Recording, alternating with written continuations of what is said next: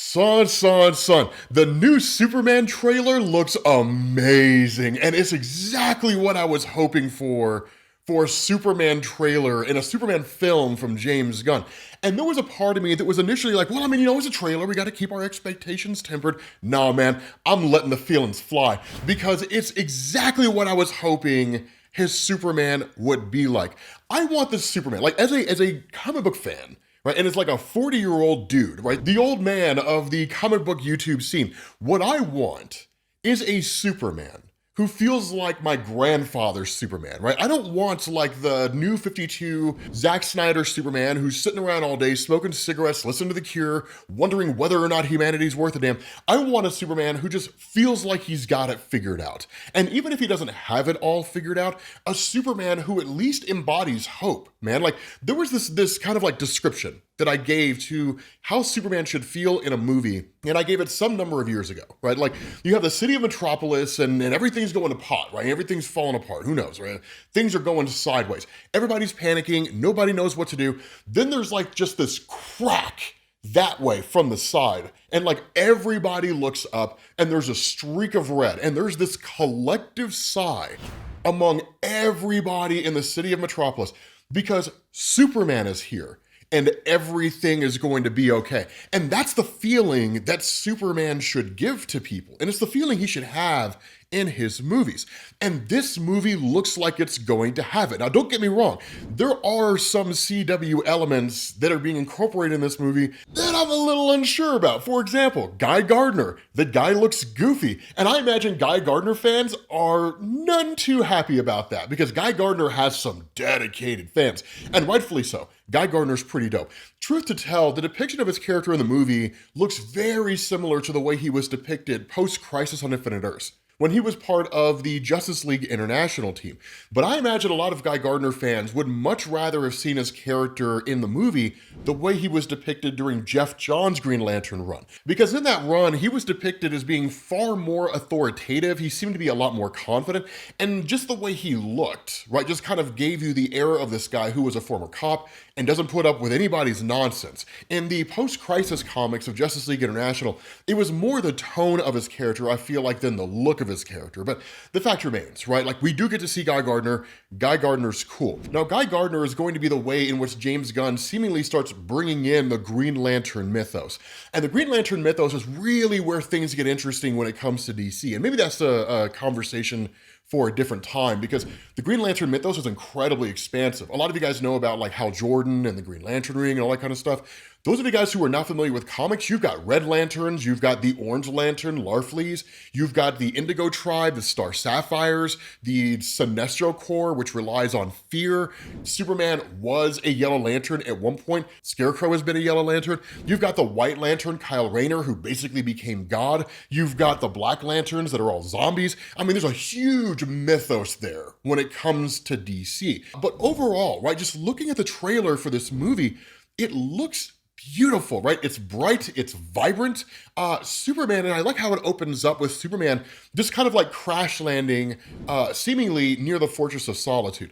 And my knee-jerk reaction to that is like, man, when is this guy not getting his absolute rear end handed to him? Like, why does every Superman movie have to have Superman just getting thrashed? But I'm not necessarily against it, right? And the reason why is because of the nature of Lex Luthor. What makes Lex Luthor interesting is that he is one of the most evolved villains over the course of the years in the entirety of the DC landscape. In the old school Jerry Siegel, Joe Shuster stories, when he was first introduced, he was a villain that tested Superman's mind as opposed to Superman's brawn. Now, he did test his brawn to a degree, but he was designed to be a kind of mental challenge to the man that could physically do seemingly anything at that point in time, or almost anything. But over the years, Lex Luthor has like created villains, engineered villains. Lex Luthor's engineered entire plans to the point where he's challenged Superman both physically and mentally. And so he's kind of the perfect, well-rounded villain for a guy like Superman. So the fact that the movie opens up with him just sort of bleeding there is a perfect indication that whatever Lex Luthor is working on, that seemingly it challenges Superman in a physical way. Now, all the rumors abound. It seems like it's Ultraman, not the Ultraman from Earth 3, for those of you guys who are familiar with DC Comics. If you're not familiar with the comic books, Ultraman in DC is traditionally the Earth 3 counterpart to Superman. But in Earth 3, everybody's inverted. So all the good guys are bad guys and the bad guys are good guys. That's kind of how that whole thing works. So like Lex Luthor, for example, from Earth 3 is a good guy, whereas Superman and the other members of what you and I would call the Justice League are villains. And they have different names, right? Instead of Wonder Woman, it's Superwoman. And I think it's actually Lois Lane instead of Diana of Themyscira. You have Owlman instead of Batman and all that kind of cool stuff. It's a cool mythos. It's pretty fascinating. But from all the little rumors and the shots of the sets that we've seen and whatnot, it looks like Ultraman is more of a modified person or being created by Lex being sent after Superman, which brings me into the next point. I love the idea that the movie is basically a lived-in universe. So it's not like brand new. It's like kicking everything off for the first time. Because a buddy of mine, Victor Dandridge, made a really good point where he said you don't need origin stories for characters that exist in the public consciousness, unless we're talking about the origin of Superboy Prime, in which case Krypton was incinerated as opposed to exploding. You don't need to know the origin of Superman, right? Like, he comes from Krypton, his planet blew up, and he's the last survivor, and he arrives on Earth, and he's discovered by the Kents, right? I mean, you'd have to leave planet Earth to find some sentient organism out there in the universe that doesn't know the origin of Superman. And even then, I bet there's probably aliens out there, right, that are familiar with the Superman mythos. Why do you think the drones are here, man? Aliens are waiting for the Superman movie to come out.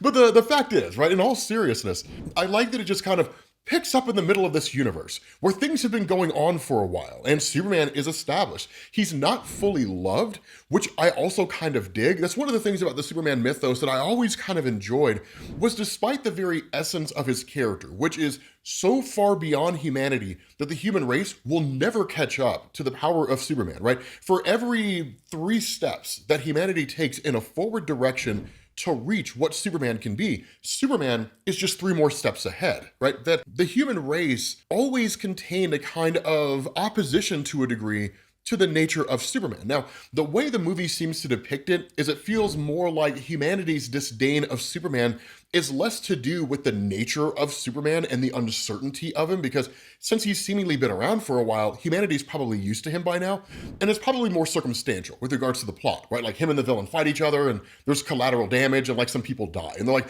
we told you Superman was a bad guy, you know, I don't know. I have no idea how that's gonna unfold. It could be that it's a whole smear campaign by Lex Luthor, right, to kind of tarnish the public image of Superman. Lex has done that multiple times, or tried it multiple times in DC Comics. We get to see Krypto. Krypto looks fantastic, right? That's gonna be dope. I don't think we've ever actually seen Krypto in general in any Superman film before. So it's gonna be awesome to see, you know, Krypto, the super dog, right, running around. That's gonna be cool. And the last little tidbit that I wanna talk about here before I get into the comic stories, right, that either I can cover or you can read, that were inspirations for the Superman film. I want to talk about what kind of feels like the overall tone by way of the music. And usually the music that they use in trailers is music that appears in the film at some point along the line, or at least the music in the trailer is designed to tell you this is what the overall feeling of the movie is supposed to be like. And it feels very Christopher Reeves. It feels very old school Superman, which I'm excited about because even to this day, I would say the Christopher Reeves Superman movie, because the second, third one, and the fourth, they were all bad, right? Like, you know, the first one is the only really good one. Unless you were like me as a little kid and the woman that got turned into a robot, it was just like nightmare fuel, right? It just haunted your dreams for years on end. That those old, you know, Christopher Reeves movies, they just kind of captured the nature of Superman, right? That Clark Kent was kind of this fumbling, bumbling, uncertain of himself type guy that was in stark contrast to like the confidence and authority of Superman, right? Like when he talks, everybody listens. When Clark Kent talks, somebody's like, dude, chill, hold on a second, man. Like, let me check this out first and then we'll see what you have to say. That kind of thing, right? You know, where people are just very dismissive of him. So I loved that feeling. Having said that, I know a lot of you guys out there may or may not be interested in getting into, or at least reading or knowing about the kind of comics that James Gunn used as inspiration for this film. There is a lot of inspiration here that also does not come from comics. The old Fleischer Studios, which has been defunct for decades, but it's the old animated Superman cartoon show from like way back when. You've seen it, even if you didn't necessarily know what it was from. There's, of course, the Superman animated series cartoon that I grew up with, which was fantastic. I loved that. Now I'm gonna have to go back and watch it again. And just like these small little moments here and there, you know. But as far as stories go, there's about 5 stories that James Gunn used. And the first of these is probably the greatest of all the stories on here, which is All-Star Superman by Grant Morrison. Now, Grant Morrison's All-Star Superman was kind of the story that solidified Morrison as a very solid and capable Superman writer. I won't go into detail in terms of everything that happens here because I don't really want to spoil the plot, whether it's because I cover the comic because you asked me to or because you want to read it on your own. But there are some beautiful moments in the comic that were probably the inspiration for James Gunn's depiction of Superman. 2 of the most iconic moments in that story is that Superman gives Lois Lane his powers, I think for like 24 hours. So she gets to experience what the world is like as Superman, both the good and the bad, right? Hearing the cries of all these people across the world and knowing he can't help everybody, but the kind of satisfaction that comes from helping who he can and seeing the appreciation on those that he can help, but also having to like prioritize, right? Who gets help and who doesn't. Obviously, a person who's drowning is more of a priority than a woman whose purse was snatched. But the other thing that happens in that story is he shows Lex Luthor his vision for the world. And it brings Lex Luthor to tears because he didn't fully understand how Superman saw the world and what the world could look like if Superman led it to a better place. So All-Star Superman is a beautiful comic book. It's phenomenal. But the next one is a story by Alan Moore, and it's called Whatever Happened to the Man of Tomorrow. It's much easier to think of this comic as less of a Superman story in the traditional sense and more of a life and times of Superman in DC Comics. So the reason why is because this story came out around the time that DC was rebooting the entire universe with Crisis on Infinite Earths. And so Alan Moore's Whatever Happened to the Man of Tomorrow was kind of a send-off to the character of Superman, right? The Silver Age Superman. So from the time that his origin story was reworked roughly between 1954 and 1956, running up to 58 under Mort Weisinger, to the time that DC rebooted everything, right, in the mid-1980s. That whole era right there, that this story is just kind of like a telling of that history. So it's really, really cool if you were ever curious about like the nature of the Silver Age of Superman, right? His history, the greatest accomplishments that he had, different things along those lines. And then we get into the next one, which is arguably one of the most popular Superman stories that's ever been written, but it's not specifically a Superman story. It's Kingdom Come by Mark Waid and Thy Kingdom Come by Jeff Johns. Now, Thy Kingdom Come by Jeff Johns is kind of a sequel to Kingdom Come by Mark Waid. And while there is a story called The Kingdom, I think most DC fans would probably look at Thy Kingdom Come as the most direct sequel to the Kingdom Come story. But Kingdom Come was originally written by Mark Waid, and this was, in effect, a superhero civil war within the DC universe, right? That the Joker massacres everybody at the Daily Planet, Lois Lane, Jimmy Olsen, Perry White, the whole 9 yards, and he's put on trial. Superman wants to kill him, like he had this urge to destroy him, but ultimately he didn't, right? Because he stood for something greater, and he had faith in the Justice League. Joker's killed by a vigilante, and humanity cheers. And so Superman becomes disheartened by the entire ordeal and basically retreats to the Fortress of Solitude and stays there. Meanwhile, humanity cheers on these vigilantes led by Magog, but the society they were hoping for isn't the one they get because society was looking at it in a very short-term way. And so as you can imagine, when there's a bunch of vigilantes out there that are taking the law into their own hands, there's no real order or structure there, and there's no way for humanity to cope with it, that it just kind of leads to like collateral damage, right? These villains and heroes fighting each other and collateral damage, buildings being destroyed, people dying, so on and so forth. And so there comes a point where Wonder Woman goes to Superman and then asks him if he's gonna come back and help humanity. And Superman's just kind of like, no, this is the world humanity wanted. Whether they knew they were asking for it or not is irrelevant. If they didn't have the foresight to know what they were asking for, then that's their problem, not mine. Ultimately, of course, he changes his mind, but your level of misanthropy will inform whether or not you believe Superman made the right choice.